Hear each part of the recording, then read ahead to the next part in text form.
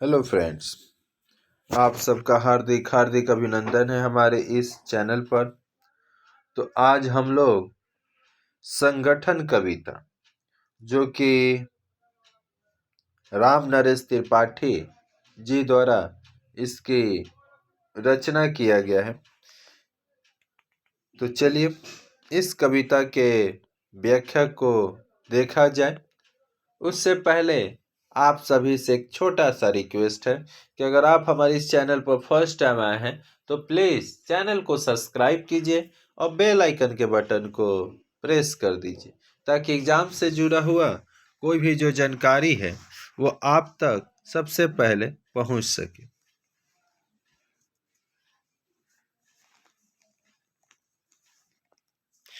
तभी हम लोग जीवन परिचय कवि का पढ़ेंगे।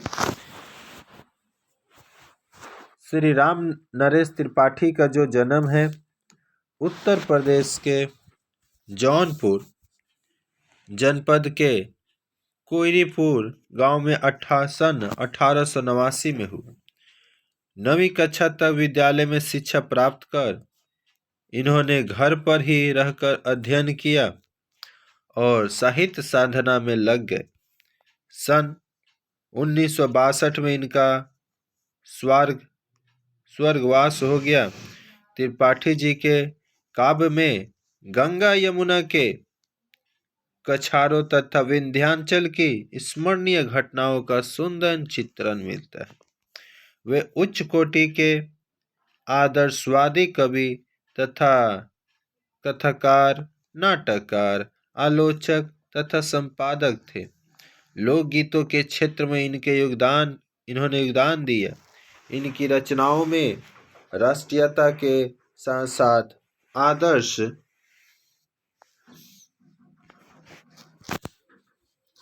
वाद का भी पुट मिलता है। इनकी भाषा सरल, सरस, प्रवाहमय और बोधगम्य है।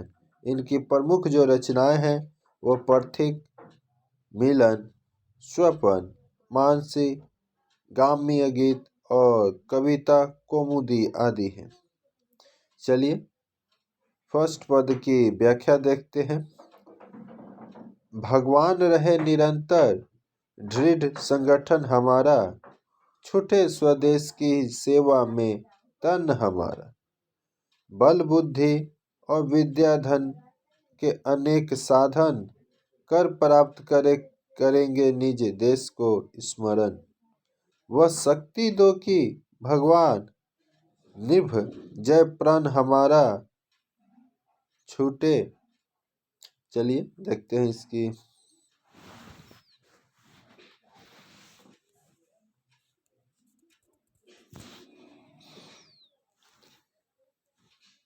तो संदर्भ देखिए। तो प्रस्तुत पंक्तियां संगठन पाठ से ली गई है और इसके जो कवि हैं वो राम नरेश त्रिपाठी जी हैं। प्रसंग क्या है? तो इस पंक्तियों में कवि ने देश पर अपना सर्वत्र न्यौछावर कर देने की शक्ति प्राप्त करने के लिए ईश्वर से प्रार्थना की है। व्याख्या: कवि ईश्वर से प्रार्थना करते हुए कहते हैं, हमारे देश की बिखरी हुई शक्तियां और लोगों का यह संगठन सदा मजबूती के साथ बना रहे। अपने प्यारे देश की सेवा करते हुए भी हमारा यह शरीर छूटे, शक्ति, बुद्धि, विद्या तथा धन के सभी उपयोगों को प्राप्त कर हम अपने देश पर सब न्यौछावर कर दें। देश सेवा और देश के लिए अपना बलिदान कर देना ही हमारा लक्ष्य है। हे प्रभु, हमें ऐसी शक्ति दीजिए जिससे हमारी प्रतिज्ञा, बलिदान भावना का निर्वाह हो। देश की सेवा करते हुए ही हम अपना जीवन समर्पित कर दें। पद 2, हम में विवेक जागे, हम धर्म को न छोड़े, बंधन कुरीतियों के हम एक एक तोड़े। व्रत ब्रह्मचर्य कम से कम 20 वर्ष पाले, मन और देह दोनों की शक्तियां कमा ले, निर्बल ना हो कभी हम, हो पतन हमारा छूटे।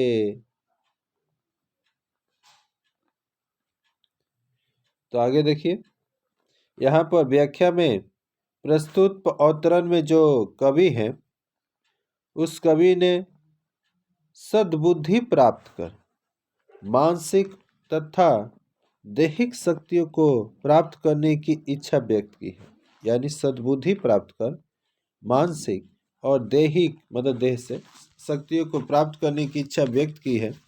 कवि का कथन है कि हम भारतवासियों में सद्बुद्धि जागे, अच्छा बुद्धि जागे, सत अतत का ज्ञान हो, सब चीज का ज्ञान हो, हम अपने धर्म का परित्याग न करें, यानी अपने धर्म को नहीं छोड़ना है, समाज में जो व्याप्त सभी बुराइयों के जाल को हम तोड़ डालें, कम से कम 20 वर्ष तक तो ये जो ब्रह्मचर्य व्रत का जरूर हमें पालन करना चाहिए, यानी शिक्षा दीक्षा का, पढ़ाई का, और ब्रह्मचर्य पालन के दृश्य दृढ़ निश्चय से हमारा जो मन और तन दोनों शक्ति संपन्न बनेंगे।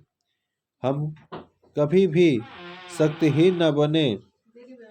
यदि हमारा तन मन की शक्ति बनी रहेगी तो कभी भी हमारा विनाश नहीं होगा, बल्कि सदा उत्थान प्रगति होती रहेगी। पद 3 को देख लेते हैं।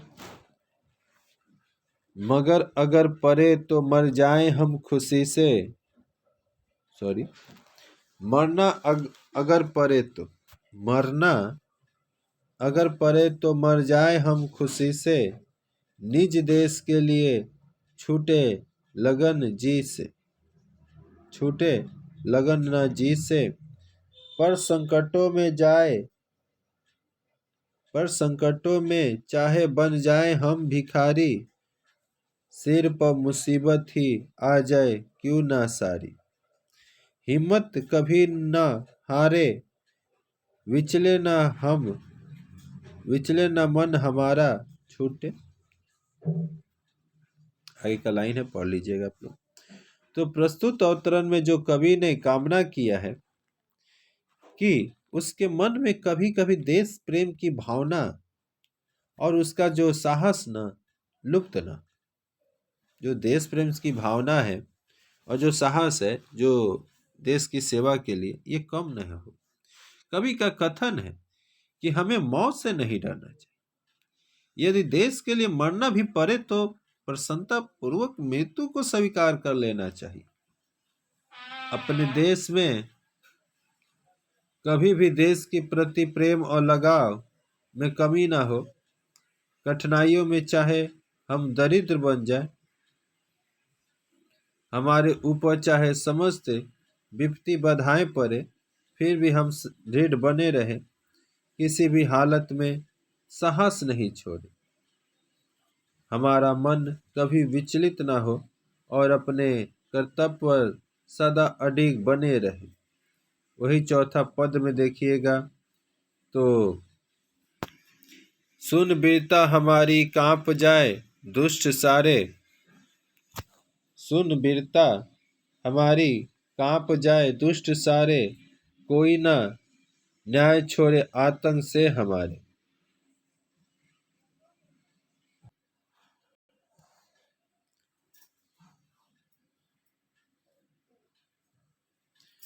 जब तक रहे फरकती नस एक भी बदन में, हो रक्त बूंद भर भी जब तक हमारे तन में, छीनना हमसे कोई हमारा प्यारा वतन हमारा।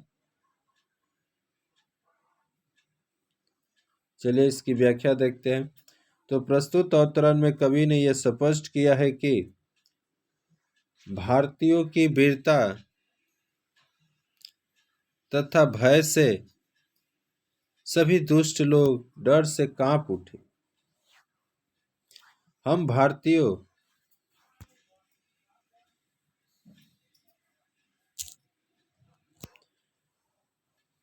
हम भारतवासियों के शौर्य तथा पराक्रम को सुनकर सारे दुष्ट जन भयभीत हो उठे। हमारे दबदबे तथा प्रभाव को देखकर कोई भी न्याय के पथ से विचलित न हो। जब तक हमारे शरीर में एक भी नस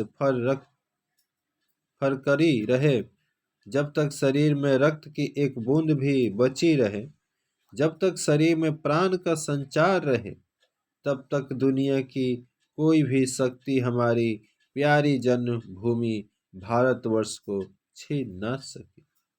देश की रक्षा तथा देश पर मर मिटना हर भारतवासी का पुण्य कर्तव्य होना चाहिए। चलिए 5वें पद को देखते हैं। वह शक्ति दो कि जग को अपना बना सके हम, वह शक्ति दो कि तुमको फिर से बुला सके हम। सुख से तुम्हें न भूले, दुख में न हार माने, कर्तव्य से न चूके, तुमको परे न जाने। गाय सुयस सुखी से, गाय सुयस खुशी से जग में सुजन तुम्हारा छूटे। व्याख्या देखिए। तो प्रस्तुत पंक्तियों में कवि ने ईश्वर से ऐसी शक्ति की याचना कर रहा है जिससे कि वह कर्तव्य पथ पर निडर स्थित बना रहे और प्रभु को ना भूले। कवि ईश्वर से वह शक्ति देने के लिए कह रहा है जिससे वह समस्त संसार को अपना हितैषी बना सके। उस शक्ति को पाकर वह प्रभु को फिर भारत के पवित्र धरती पर बुला सके। आनंद के समय में वह प्रभु को ना भूले, सुख विपत्ति के समय पराजित होने की मनोवृत्ति न बनाए, कभी मन में हीन भावना न लाए, सतर्क सत्य कर्तव्य के सुअवसर न खोए, अर्थात कर्तव्य पथ पर ढीठ बना रहे, प्रभु को वह पराया न समझे। सारे संसार के लोग सानंद भारतीयों का कृति महत्व का गुणगान करे। हे प्रभु ऐसी शक्ति दीजिए। पद 6। तोड़ दो मन में कसी सब श्रृंखलाएं, तोड़ दो मन में बसी सभी संकीर्णताएं, बिंदु बनकर मैं तुम्हें ढलने न दूंगा, सिंधु बन तुमको उठाने आ रहा हूं। तो कवि लोगों को प्रेरणा दे रहे हैं कि वे अपने मन के सारे बंधनों को, मन में स्थित समस्त तुच्छी उच्छी भावनाओं को, विचारों को छोड़ दे, उदार एवं स्वच्छ मन वाले बने। कवि उन्हें बिंदु से सागर बनाना चाहता है, वह उन्हें तुच्छ स्थिर में नहीं रहने देगा, सागर की भांति महान और उदार बनाना चाहता है। तो इस वीडियो में इतना ही, फिर मिलते हैं किसी नए वीडियो में।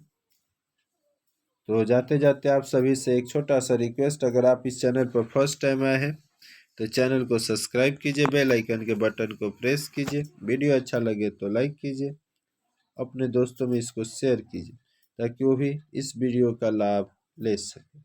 फिर मिलते हैं किसी नए वीडियो में। इस वीडियो को देखने के लिए आप सभी को धन्यवाद। जय हिंद, जय भारत, वंदे।